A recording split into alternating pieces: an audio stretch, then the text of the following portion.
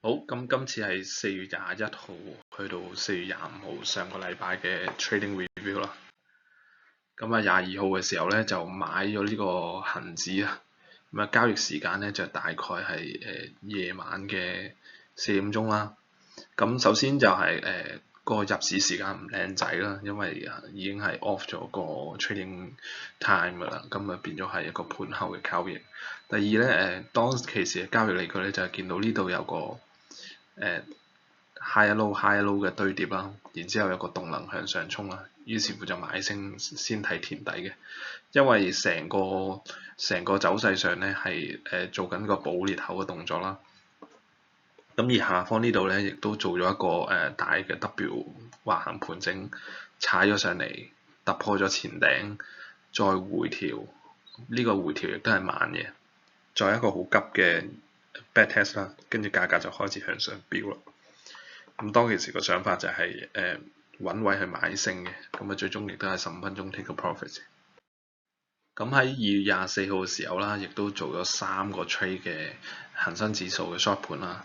咁喺第一個 trade 咧就係15分鐘級別嘅一個交易啦。咁當其時見到咧有個下跌嘅動能啦，大圖嘅區間，然之後有個黃金比例配合到一個下跌嘅 A 段啦，咁啊掛盤嘅，於是乎喺呢啲位置就撞入咗嘅。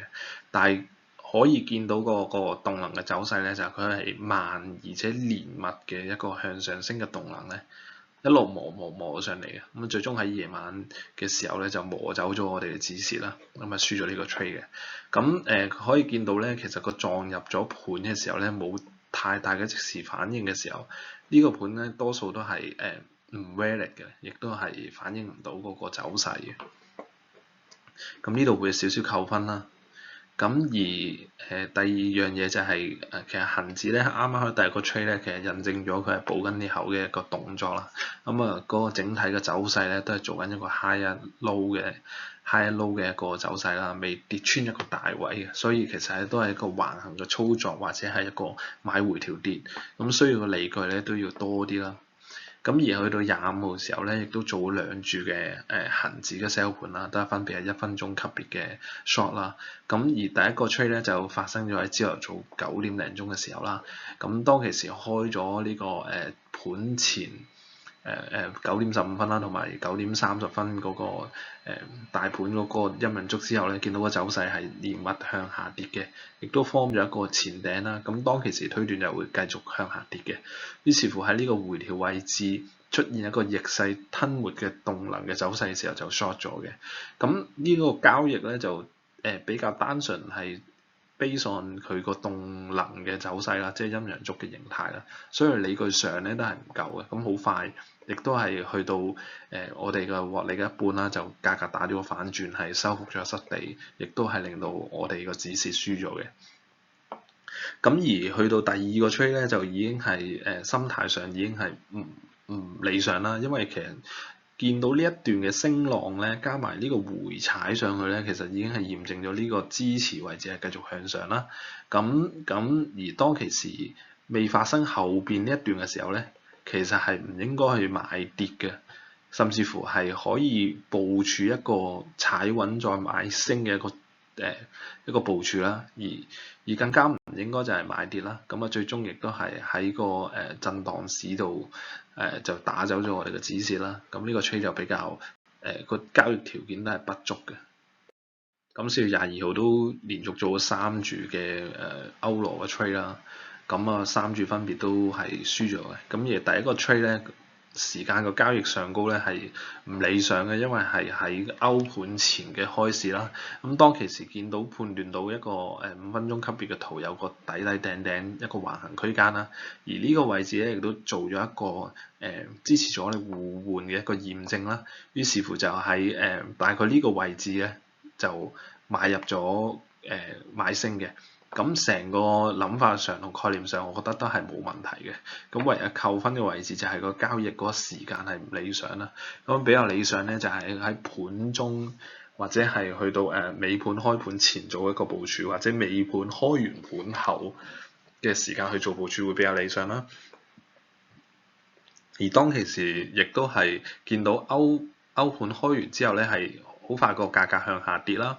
揞咗呢下再驗證到一次個前底啦，咁啊個價格就彈一彈，然之後磨翻落嚟呢個位置啦。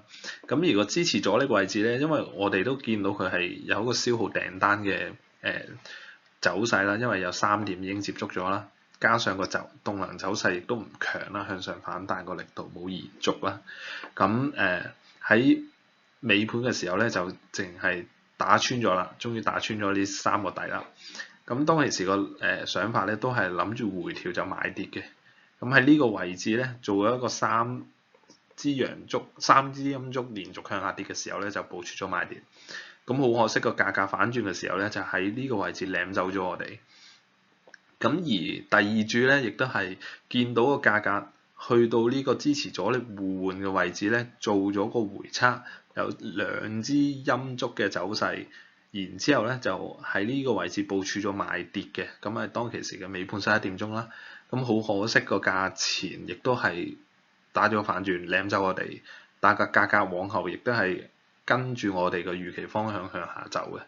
咁呢個 trade 呢兩個 trade 咧，亦都係一個唔好彩嘅交易啦。咁喺個走勢上，或者回測或者動能判斷上，其實都做到我哋嘅交易條件嘅。咁啊可惜就係連續2個 trade 都輸咗啦。咁4月24號啦，做咗第4去到第8個 trade 都係歐羅嘅一個走勢啦。咁啊 trade 嗰個數目就變咗比較多啦，今個禮拜。咁喺朝頭早嘅時間咧，喺亞盤嘅時間，亦都係試圖去 short 呢一個歐羅啦。咁其實見到呢個位置咧，有個好快嘅跌啦，嚟到呢個回測，跟住就踩翻上嚟補翻呢個跌咧。其實當其時嗰個收復失地個走勢都幾強嘅。咁啊見到咧係開始走咗一個向下走嘅震盪啦，回測咗呢個位置啦，就企圖去 short 呢個位嘅。咁呢一個動作上咧，其實係買緊一個橫行頂到底嘅一個概念嚟嘅。咁其實呢一個 trade 係成立嘅，亦都符合交易條件，但係好可惜咧，就冇做到一樣嘢，就係5分鐘級別嘅圖咧。如果個價格走咗一個1:1咧，我哋應該係推咗一個 risk free 去令到自己無風險去持有呢個交易嘅。咁啊好可惜就係因為操盤嘅問題，亦都係冇做到呢件事啦。咁啊喪失咗一個 R 嘅成本啦。咁往後個價格咧就喺呢個位置出現咗一個2B 啦，一個假突破啦。咁啊好快突破上嚟就收翻落嚟，再回測跌翻落嚟，咁啊成個走勢就繼續打翻落去一個橫行底嘅走勢啦。咁啊判斷上其實係成立咗呢個故事啦。咁去到夜晚嘅時候都繼續去喺呢個橫行區間度揾機會去買升跌嘅。咁喺夜晚嘅時候啦，尾盤啦，喺呢啲支持阻力互換嘅位置啦，加埋呢個動能啦，回調力度比較弱啦，踩咗2腳有2支連續嘅陽燭啦，於是買升啦。咁好可惜個價格就喺個橫行區間比較冇咁清晰，就打走咗我哋嘅防守位置啦。咁其後咧我哋發現到呢個支持阻力互換位啦，加埋一個上升動能啦，就喺呢度撞咗盤入去嘅。咁撞咗盤入去，咁啊價格打咗個反轉，行咗一個1:1啦。咁啊去到我哋個 target 前頂位置就 take 咗呢個 profit 嘅。咁我考慮上咧，其實係吻合咗我哋嘅想法啦。咁其後個價格咧就打咗個反轉啦，喺呢度有頂啦，就有個下跌動能啦，收復晒呢一段嘅升浪啦，全部收復晒啦，跟住繼續做咗橫行跌落去啦。跟住喺呢個時候咧，就見到佢踩咗2腳上翻嚟，就喺呢個支持阻力嘅互換位置啦。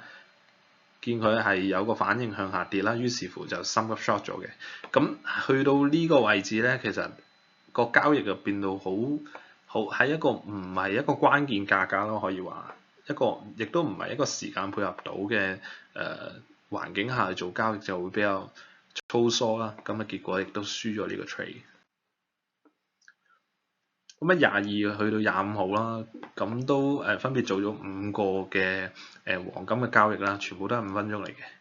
咁喺22號嘅時候啦，見到呢度有一段升浪啦，亦都有個 Doji 嘅十字星啦。咁於是乎喺呢度買咗呢個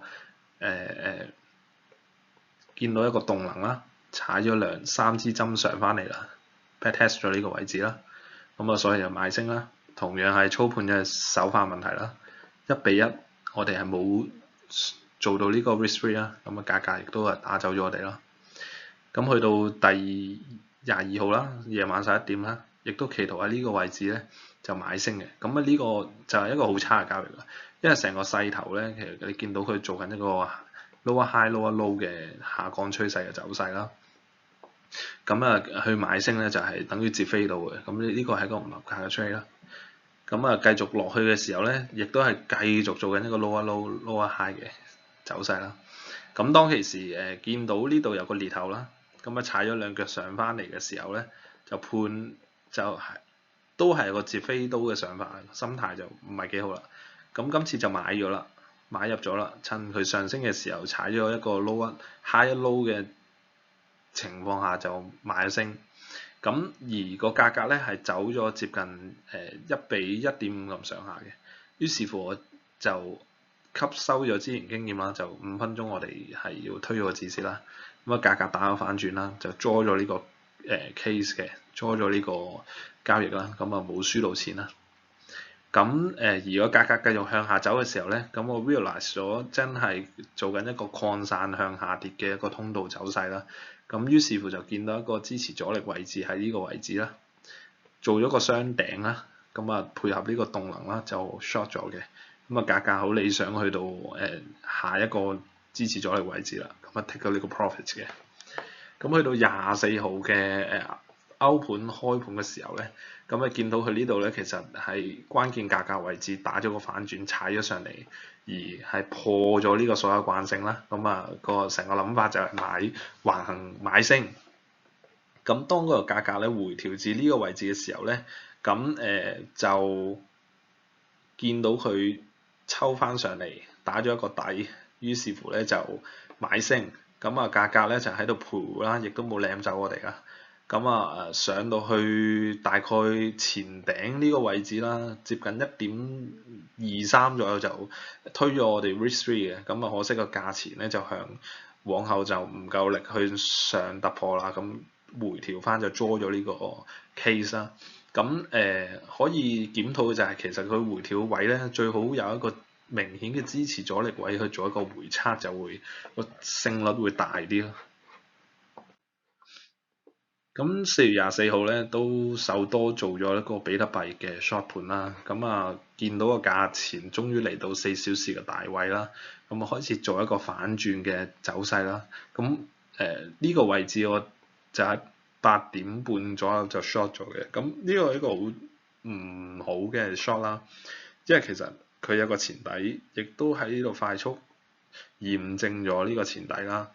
其實個價格上咧係打緊一個橫行向上走勢嘅，咁呢一個就係唔符合個交易條件嘅一個交易啦，完全係揾唔到理據啦。咁啊 suppose 佢應該突穿咗回測再買跌會係比較理想。喺4月23號嘅時候啦，咁英鎊對呢個美元我做咗個 sell 盤啦。咁啊呢個 case 咧就係前支持阻力位置啦，大時間嘅 time frame 啦，打咗個雙底啦，呢個 key level 位置被打破啦，有個動能向下跌啦，跟住跌完之後嚟到呢個位置咧，開始有個收窄三角形嘅慢慢買個價格上去啦。咁當其時咧出咗一個雙頂嘅形態啦，就 short 咗嘅，喺接近歐盤開嘅時候，又係啦個歐盤時間係未開嘅，於是乎亦都係時間唔配合嘅情況下，喺開盤面對住，因為5分鐘啦，面對住一個比較錯嘅走勢啦，就打走咗我哋個指示位置啦，而個價格咧最終亦都係向下走嘅。咁總體而言喺 week 38咧，其實係做咗好多個 trade 啦，心態上亦都處理得唔係幾好啦。咁有好多個交易都係冇根據個交易計劃啦，甚或乎係比較隨意見到一啲特徵或者信號啦，1-2個信號特徵就交易咗嘅。咁嚟緊都會係檢討翻，就係有一個交易規則上嘅優次啦。咁嚟緊嘅星期或者之後嘅做 trade 咧，都會係將關鍵價格嘅位置咧係優先去睇咗先嘅，再去判斷呢個趨勢有冇反轉或者突破或者延續咁樣去做一個交易系統。咁啊18個 trade 入邊只有3個 trade 係 take profits，其他13個 trade 都係 stop loss 啦。咁好多日數都見到係有3個 trade 以上，咁係一個 over trade 嘅階段啦。咁最終個 account 亦都係輸咗8.6%嘅。